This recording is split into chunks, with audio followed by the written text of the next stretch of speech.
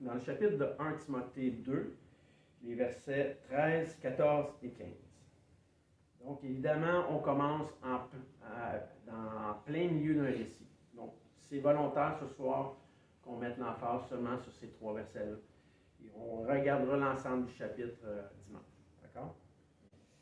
Donc, Paul dit à Timothée, car Adam a été formé le premier, Ève ensuite.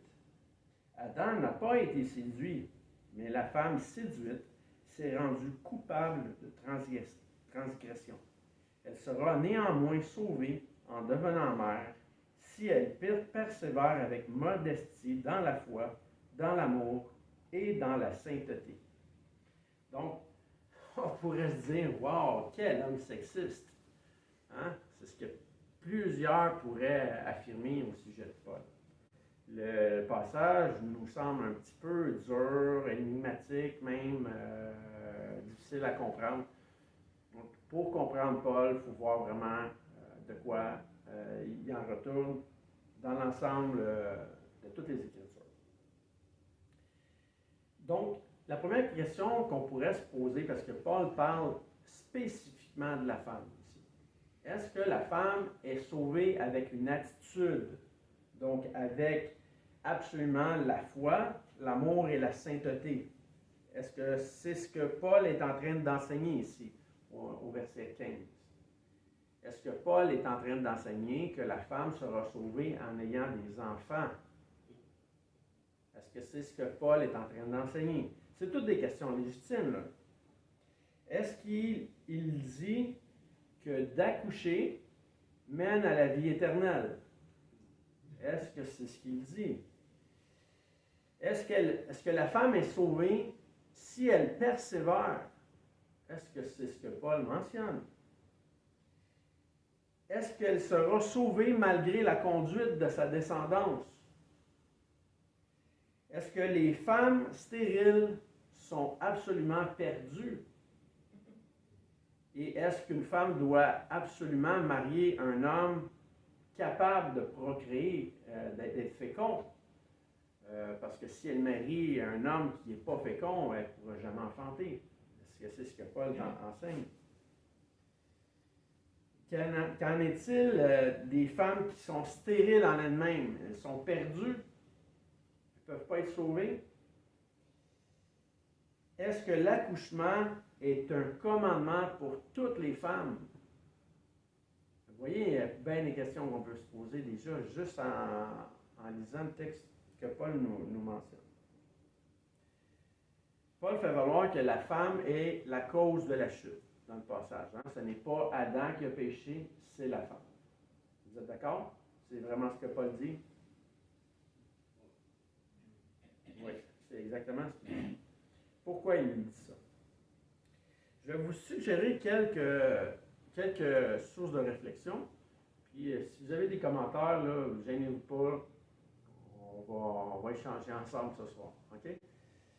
Premièrement, si on se fie à la Genèse, il est impératif que Dieu commande la sexualité. Parce que s'il n'y a pas de sexualité entre l'homme et la femme, s'il n'y a pas d'interaction, d'intimité, je parle d'une saine relation, il n'y aura pas de descendance, il n'y aura pas le Messie promis. Hein, parce que le Messie était la conséquence de l'union entre Adam et Ève, la bénédiction entre Adam et Ève. Donc, Dieu commandait une sexualité obligatoire pour arriver au salut. Parce que pas de Messie, donc pas de procréation, pas de sauveur. D'accord? Ça va pour ça? Donc, la sexualité était une bénédiction. C'est pas parce qu'on est dans une église qu'on dit le mot sexualité qu'on a péché, là. Absolument pas. C'est une chose saine. Toujours quand c'est fait dans un rapport d'intimité louable et sain. D'accord? Dans la Genèse, ça nous parlait que Adam connut Ève, donc ça nous faisait vraiment un état de sexualité. La Bible ne cautionnait jamais le péché, jamais la débauche, mais fait valoir que dans la nature de l'homme, même avant le péché, c'est normal qu'il y ait une intimité relationnelle jusqu'à un échange physique. Donc, la première question. Si la femme n'enfante pas, elle ne peut être sauvée, si on se fie au texte. Est-ce que c'est réellement ce que Paul est en train de nous dire? Non. Non? Pourquoi? On est sauvé par la foi. Sauvé, exactement, sauvé par le moyen de la foi. Mais quelle foi? La foi en Dieu. Je ne veux pas dire. La première fois. La première fois. C'est la deuxième. C'est ça. OK, mais quelle foi? La foi en Dieu? Mais la foi. Précise ta question. Donc, la raison pour laquelle on est sauvé, c'est qu'on a fait de Jésus notre Seigneur et Sauveur. C'est la foi que Jésus est ressuscité et remis de la mort qu'on est sauvé. OK, parfait. C'est bien dit. C'est sûr que si je te demandais 5 minutes de plus à détailler dans ce que tu viens de mentionner, il y aurait beaucoup d'autres aspects là, que tu devrais définir. Mais on a compris l'essentiel. Là, dans le contexte de l'Église ici, on a tout accepté Jésus comme Sauveur, Seigneur. On comprend bien ta définition. Éric? Ouais, mais c'est certain que si on reste dans un gros bon sens biblique, il ne peut pas dire que la femme, si elle n'a pas d'enfant, ou elle n'est pas mère, donc passe par un mari, passe par le mariage, qu'elle ne peut pas être sauvée, puis il faut absolument qu'elle fasse ça pour être sauvée, parce qu'ailleurs, dans les Écritures, nous dit ah, mais ça serait mieux qu'il reste célibataire, mais c'est pas fait pour tout le monde. Donc, il se contredirait directement là, puis c'est le même auteur, c'est pas dans un épître comme dans l'autre. Exact. Paul dit ça aux Corinthiens, là, Ouais, exact. qu'à cause de la débauche dans le monde, il suggère à chacun de prendre épouse, une épouse chrétienne, évidemment, dans la foi, mais qui préférait, pour la question du service, que tous soient comme lui, là, célibataires ou veufs, là, ou disons, Paul a peut-être déjà été marié, mais au moment où il écrit ça, probablement qu'il est devenu veuf, là, ou peu importe, on saura un jour. Là, mais... Je ne veux pas voler ton punch, mais ça veut dire que le mot sauver ici, il veut vraiment dire autre chose. Oui, en fait, le mot sauver veut dire sauver, mais il ne fait pas référence nécessairement à la question du salut par les œuvres. Il fait référence à une autre façon d'être sauvé. Donc, il faut voir là, à quoi il fait référence. On va y aller avec une deuxième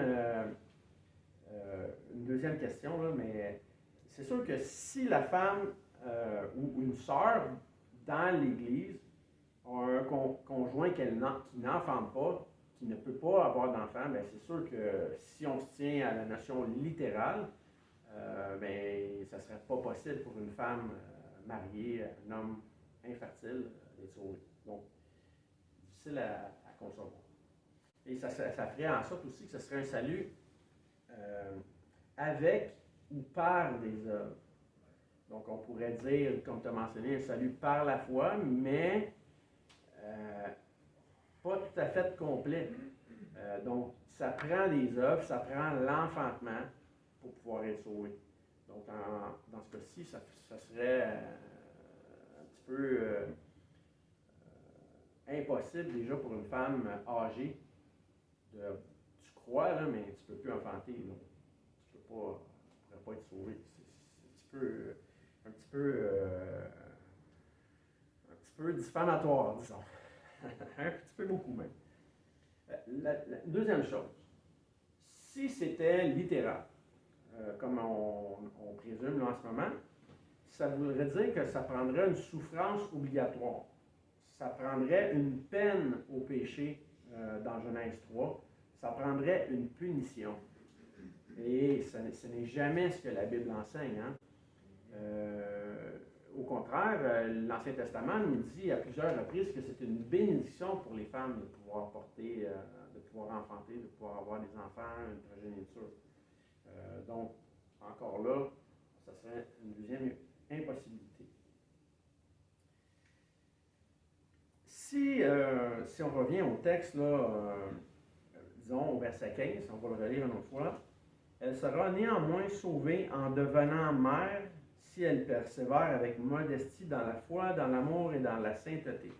Ça voudrait dire que la femme serait sauvée non pas par la foi, non pas pour avoir enfanté, mais par la descendance qui, elle, sauve.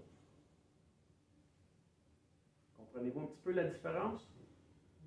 Donc, tu parlais de persévérance. C'est quoi la différence? Là? Persévérance dans la foi? Mais non, mais ce que tu viens de lire, là, justement. Oui, oui, oui. Donc, là, tu ne prononces plus la persévérance. C'est ça, vraiment. Oui, oui, exact. J'isole, exact, tu as absolument raison. Ce que je fais, là, c'est que j'essaye d'isoler des points pour voir que de façon isolée, ça ne se tient pas. Mais quand on va regarder de façon globale, là, on va venir qu'à comprendre qu'est-ce qui est en train de réellement nous enseigner. Donc, oui, je comprends ton interrogation. Actuellement, je n'ai pas mis l'emphase sur la question de la foi, l'amour, la persévérance. Là, j'essaie juste de voir la question de l'enfantement. Pourquoi Paul dit ça? On va y arriver tantôt. Là, on va regarder de façon globale qu'est-ce que Paul est en train de nous enseigner. Parce que tu disais que... Si je comprends bien, tu es en train de définir ce que c'est pas. Oui. Après ça, de montrer ce que c'est. Exactement. En fait, je n'essaie pas de définir ce que c'est pas actuellement. Oui, à quelques fois, j'ai mentionné, là, ça serait un salut par les œuvres, ça n'aurait pas de sens. J'ai mis mon opinion. Mais ce que j'essaie de faire, c'est de dresser toutes les possibilités pour voir que toutes ces possibilités-là, en fait, sont des impossibilités. Là. Il y en a plusieurs qui ne tiennent pas la route, qui ne s'accordent pas avec les Écritures et qui ne peuvent pas être retenues là, comme étant le réel message de Paul. Parce que le message de Paul a un contexte. Et le contexte de ce que Paul enseigne, c'est ce que la Bible a déjà défini. Paul n'est pas en train de s'objecter aux points bibliques véridiques connus précédemment. Il les seconde, il les soutient, il les appuie et il nous arrive avec un message réel là, qui veut dire quelque chose pour notre foi. D'accord? Donc, Pierre disait de Paul que Paul enseigne des points difficiles à comprendre. Donc, on en a un excellent exemple ici là, dans l'écrit de Paul. Puis, on va voir vraiment là, où ça va. OK? Donc, ce n'est pas la descendance de la femme ou de toutes les femmes qui sauvent.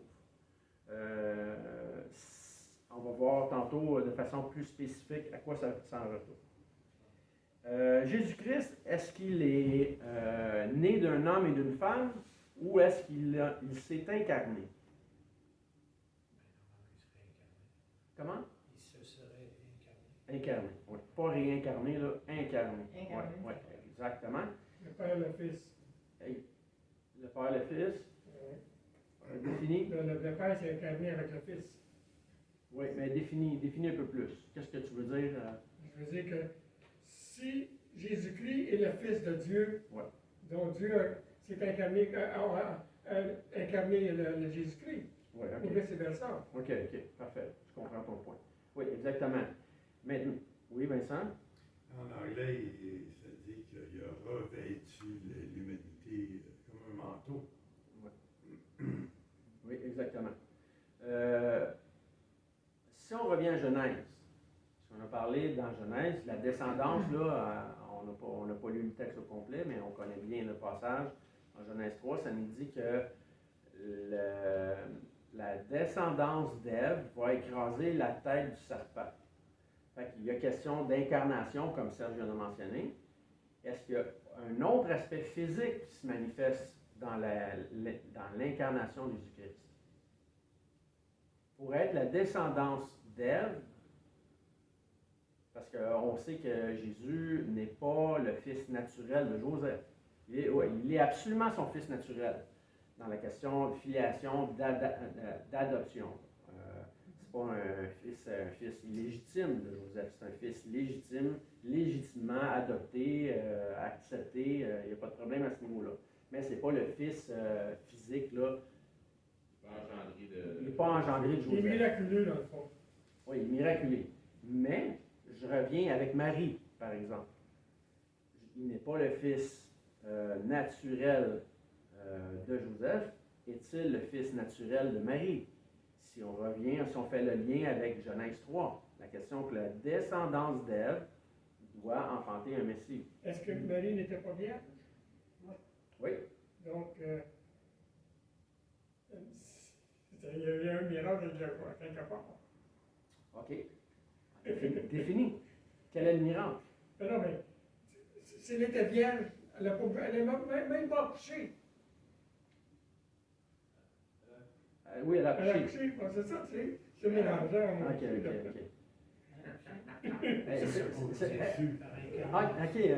Une petite question comme ça, par main levée. Est-ce que le Christ a été conçu? Mais c'est ça, à main levée. Je vous pose une question, vous lèverez la main.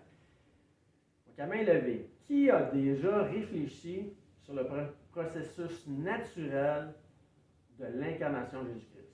Levez la main ou non. Le processus naturel, physique. Toi, tu as déjà réfléchi à ça. Quelqu'un d'autre? Éric? Quelqu'un d'autre? Oui, OK. Allez, levez votre main, là. OK, on arrête ça, là. On a 3 personnes, 4 avec moi. OK. Je veux vous amener à un point. Serge a absolument dit une vérité, là. Jésus est incarné de son Père. Mais en même temps, il doit être l'incarnation de sa mère, à cause d'elle. Donc, dans le passage ici, ça veut dire il naît d'une vierge, mais il naît d'une femme, en même temps qu'il naît de Dieu. Il a les attributs 100% humains. Est-ce qu'il n'a pas été consumé par Joseph? Non, absolument pas. Non. Donc, il n'y a pas de consommation avec un autre homme. Donc, Jésus a les attributs 100% humains de sa mère et il a les attributs 100% divins de son Père.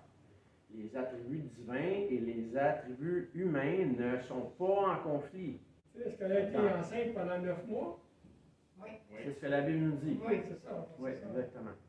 Donc, si on revient, si je refais le lien avec Genèse, il est tout à fait normal et logique qu'à cause de l'enfantement générationnel de femme en femme, on arrive à un moment donné à une lignée, pas plusieurs lignées, là, une lignée de femmes qui mène à Jésus-Christ. Donc, on a une généalogie par les femmes qui est de façon inverse, qui mène de Jésus-Christ jusqu'à Ève, et de Ève jusqu'à Jésus-Christ. D'accord? Ça, c'est la lignée humaine. Donc, dans les passages qu'on a vus ici jusqu'à présent, là, est-ce que ça vous semble plausible que Paul pourrait tout simplement venir émettre la question logique que si Ève n'avait pas enfanté, personne n'aurait pu être sauvé, aucune femme n'aurait pu être sauvée. Donc, par l'enfantement, tous peuvent être sauvés. C'est très ambigu. Tu trouves ça ambigu? Moi. Parce que dans le texte, ça dit que la femme est sauvée par rapport à l'accouchement. Donc, j'ai sauvé ma mère. Oui, mais ça ne vient pas contredire ce que je viens de mentionner. Bien, je trouve ça un peu bizarre. Comment ça, j'aurais sauvé ma mère, moi? Ma soeur, puis mon frère, puis mon autre frère, qu'est-ce qu'on fait? Moi, l'affaire Je comprends pas. C'est pas le fait que la femme enfante. Non, mais tu sais, Attends, laisse-le finir. On va revenir. Vas-y. C'est pas le fait qu'une femme enfante un ou des enfants, c'est le fait qu'à l'homme, elle enfante Jésus-Christ. C'est lui qui est sauvé. Qui est sauvé tout le monde. L'Ancien Testament avait déjà dit qu'il viendra sauver son peuple.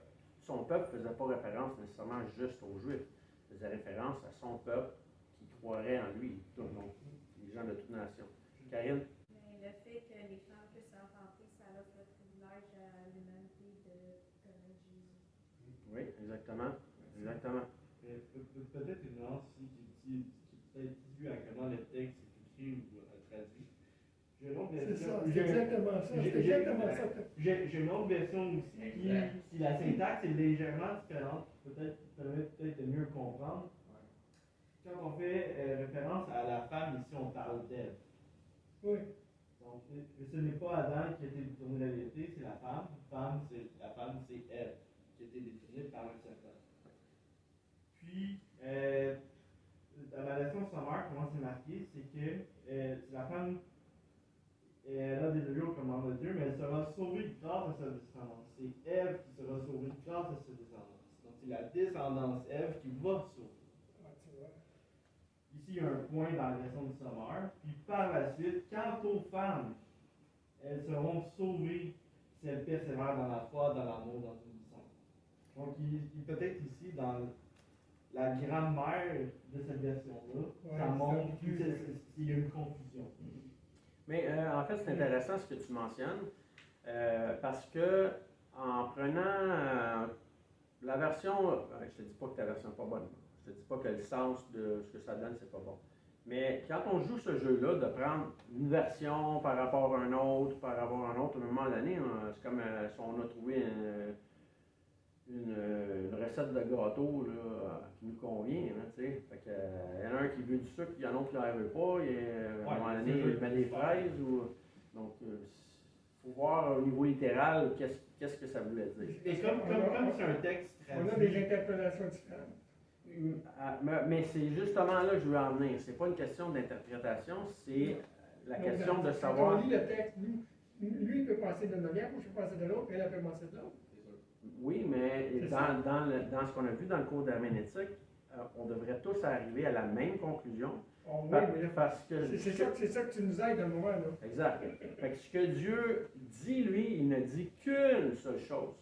Il n'y a pas 10 interprétations possibles à ce que Dieu dit. Il n'en a qu'une.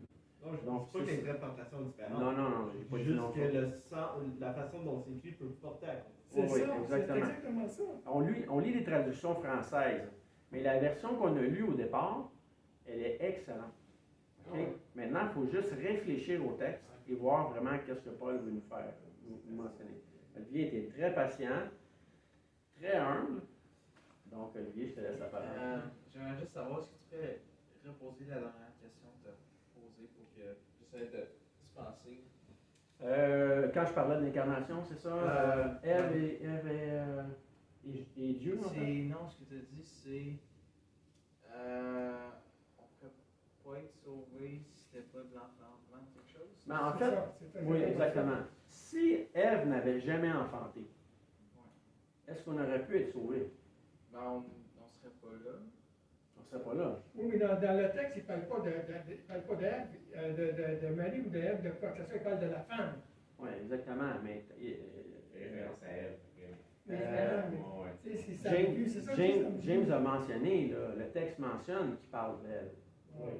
Donc, est-ce que dans la dernière portion, là, exact. Donc, dans la dernière portion du verset 15, là, est-ce que Paul fait référence à Ève? Est-ce qu'il fait référence à Marie? Est-ce qu'il fait référence à toutes les femmes? Donc, il faut voir l'ensemble de ce qui a été dit. Là. La femme Il en parle de général. fécondation, fécondation absolue pour être sauvé. On le sait que on n'est pas sauvé par fécondation en tant que tel. On est sauvé par le moyen de la foi, comme James a mentionné. Mais la foi n'est pas possible sans la fécondation et même sans l'incarnation. Donc, on arrive vraiment à un point de vue plus global là, du texte que juste à arriver à une notion littérale. Oui, Éric. Ouais, juste dire, tu vas faire finir bientôt. Oui. Mais la réponse plate, je la connais. Je sais pas s'il faut que je la dise ou il faut que je la dise pas, là, mais. Vas-y. Puis, en tout cas, vous direz ce que vous verrez même si vous voulez avec ça. Verset 12. Je ne permets pas aux femmes d'enseigner, ni de prendre autorité sur l'homme, mais elle doit demeurer en silence. Car Adam était formé premier et Ève ensuite. Et ce n'est pas Adam qui était séduit, mais la femme qui était séduite et rendue coupable de transgression. Bon, on commence. Verset 12. Je ne permets pas à la femme d'enseigner, ni de prendre l'autorité sur l'homme. Verset 15. Elle sera néanmoins sauvée, devenant mère. Donc, si elle donne naissance à un fils, elle va pouvoir enseigner un homme selon les voies du Seigneur, Parce que si elle reste modeste et persévérante dans la foi, dans la charité, dans la sainteté, là, elle va prendre l'autorité sur un homme parce que c'est son fils, elle va pouvoir l'enseigner. Elle va être sauvée comme elle va s'en sortir. C'est comme si tu disais, Olivier, va tondre le gazon, il se met à pleuvoir, il s'en est sauvé. C'est pas parce qu'à chaque fois que tu vois le mot sauver que ça parle du salut. Puis c'est plate de même ce que je vous dis, mais c'est ça que le texte enseigne. Exactement. Il faut faire une distinction entre la question du salut et la question d'une délivrance. Donc, imaginez-vous, là, Paul est en train de parler à une église ici. En fait, il parle à Timothée qui, lui, va parler aux églises. Donc, est-ce qu'il est en train de dire aux sœurs, les sœurs, vous allez être sauvées si vous enfantez? Ben non, c'est sûr qu'il n'est pas en train de leur dire ça parce que les sœurs sont déjà sauvées par un autre qui est venu avant elles, qui sont sauvées par Jésus-Christ. Donc, oui, il fait valoir la question de l'enfantement. Hein? Il y a une question naturelle dans l'enfantement qui mène au salut, qui mène à Jésus-Christ, en fait, le salut par Jésus-Christ. Mais son point d'emphase est sur la question, verset 15 à la fin, la modestie dans la foi, dans l'amour et dans la sainteté. C'est ça qu'il met en évidence pour la femme. Donc, on pourrait pointer du doigt Ève et dire, ah, la maudite, c'est à cause d'elle qu'on est tous pécheurs. Puis on aurait raison. On n'aurait pas la bonne attitude, là, parce qu'on n'aurait pas mieux fait à sa place. Mais on pourrait dire aussi, gloire au Seigneur pour toutes nos sœurs, pour toutes les femmes, pour tous ceux qui ont manifesté la foi dès Ève et qui nous ont conduits au salut dans une belle attitude. Et aux hommes aussi, gloire aux hommes aussi qui ont eu la même attitude. Là, Féminin, ça devrait être la pensée générale. Exactement. Ils sont tous des humains. Exactement. Donc, on pourrait poser la question à dire, est-ce que Paul nous parle de Marie? Est-ce qu'il nous parle d'Ève? Est-ce qu'il nous parle d'autres femmes? Mais son point d'emphase, c'est vraiment la question de la foi, l'amour, la modestie. Là. Donc, on peut se réjouir pour tout ça. Olivier? Là, je veux. Je pense que ça va prendre trop de temps. Non, ça va prendre un bon temps. C'est peut-être le point le plus béni. Ben, il y a quelque chose que tu as dit que je trouve bizarre, que quand tu as commencé à parler de la mauvaise attitude, que c'est la faute à Ève, sommes tous pécheurs, mais c'est pas 100% vrai. Parce que la responsabilité, c'était pas Ève qui avait la responsabilité de faire manger. Mais encore là, on arrive à mon message de dimanche. C'était pas un mauvais point de bord. Exact. En fait, on va le voir dimanche dans le message, la faute est sur Ève. La faute est 100% sur Ève. La responsabilité n'est pas 100% sur Ève. Elle est 100% sur Adam. Donc, la Bible dit qu'on est pécheur en Adam. Elle ne dit pas qu'on est pécheur en Ève. Hein? Donc, le texte va nous définir un peu plus à quoi veut en venir Paul. Et n'oubliez pas que le chapitre suivant, c'est la question des anciens. Donc, ça prend tout son sens. Éric vient de parler de la question d'enseigner. Cette parole est certaine. Si quelqu'un aspire à la charge d'évêque, il désire une œuvre excellente. Il faut donc que l'évêque soit irréprochable, mari d'une seule femme. Donc, quand je vous avais parlé du sujet des anciens et des diacres, je vous avais dit que j'aurais aimé en préambule vous parler du chapitre 2. On va y arriver là, au chapitre 2. Vous allez voir pourquoi Ève est mentionnée, pourquoi c'est important dans la question de la soumission même, de la vie familiale, de la parole qui est enseignée, qu'il y ait un ordre qui soutient, là, qui va mener vraiment à la bénédiction et à des modèles dans l'Église. Donc, on garde le reste pour dimanche. Je vous invite à lire le texte à la maison en entier, là, 1 Timothée 2. On va mettre l'emphase sur les versets 8 à 13 principalement.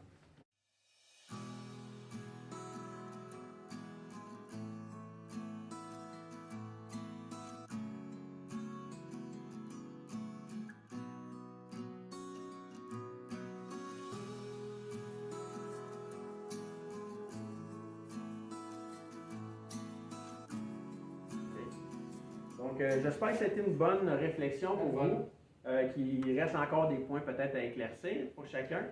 Et tu il y en a d'autres. Oui, c'est ça, exactement. Moi, un des points qui m'a fait réfléchir beaucoup, c'est la question de l'incarnation. Oui, je sais que Jésus vient du Père. Je me demandais aussi dans quel processus physique ça aurait pu être fait avec Ève. Il y a un processus naturel qui devait être fait aussi. Donc, est-ce que, disons, la question de l'ovulation a joué dans la question de l'incarnation avec le Saint-Esprit? Écoutez, je ne sais pas, là. On verra ça probablement au ciel, mais c'est une bonne question à réfléchir. Ouais, rapidement, c'est un mystère, mais j'ai entendu que, puis je suis pas certain, j'ai jamais validé l'information, mais je vous lance ça de même, que quand un enfant est conçu, on pense que dans le cordon ombilical, le sang de la mère, il n'y a pas d'échange de sang, en fait. Puis il paraît que le sang vient du père. Fait que ça, c'est spécial. Ça veut vraiment dire que le sang de Jésus était vraiment pur. Son sang peut laver. Ouais. S'il avait été contaminé par sa mère, il est aussi pécheresse que toutes les autres. Fait que j'ai entendu ça, mais j'ai trouvé ça super brillant. Là, puis il y a quelqu'un qui m'avait dit qu'il avait dû faire un reportage là-dessus, puis avec des résultats scientifiques, puis j'ai juste vu ça pour du cash. Là. Mais j'ai juste partagé ça. Mais ça, écoute, de toute façon, Dieu n'a pas de sang. Donc encore là, ça serait un autre point. Ouais, dans le sens où Jésus, par contre, c'est l'agneau parfait, tu sais, qui enlève le péché du monde, que lui, si son sang peut laver, c'est parce que c'est pas un sang dans lequel il y a le péché, dans l'hérédité. Ah, ça absolument. C'est ça, absolument. En tout cas, réfléchissons continuons de Ouais, réfléchir j'ai lancé ça, là, je sais pas fait d'études de... Continuons de réfléchir à la question du premier Adam et du deuxième Adam. Pauline. Si Jésus avait un sang parfait parce qu'il naît d'une génération parfaite qui était son père, parce que c'était pas le sang de Joseph ou d'Abraham, c'est le sang parfait de Dieu. Puis, Dieu a créé de rien, même que des femmes que dans l'histoire sont stériles, sont âgées, ils ne peuvent plus avoir d'enfants, et puis, sont enceintes. Voyons donc, Dieu crée ce qu'il veut. En tout cas, on va laisser la question en suspens. Il y avait l'esprit tellement fort de création qu'on... Ah, écoutez, ça pourrait donner matière à un autre sujet, la stérilité. Donc, on pourrait en débattre longtemps. Là. Mais rendons gloire à Dieu dans toutes choses. Rendons gloire dans le fait que Christ est le sujet là, qui nous sauve et que Dieu nous donne les Écritures pour notre perfectionnement, notre édification. Toute Écriture est inspirée de Dieu, utile pour enseigner là, et former dans la vérité. Donc, merci Seigneur pour tout ça. On va terminer en prière. Tiens, on va demander à Olivier, Olivier n'a pas prié tantôt, donc c'est ton tour de terminer.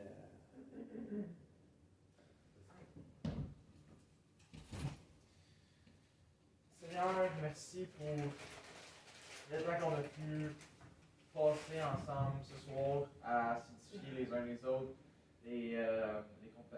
Les conversations étaient super intéressantes. Personnellement, moi j'ai super gros appris. J'espère que j'estime que c'est pareil pour tout le monde. Je prie pour votre aide sur la route ce soir pour que tout le monde puisse revenir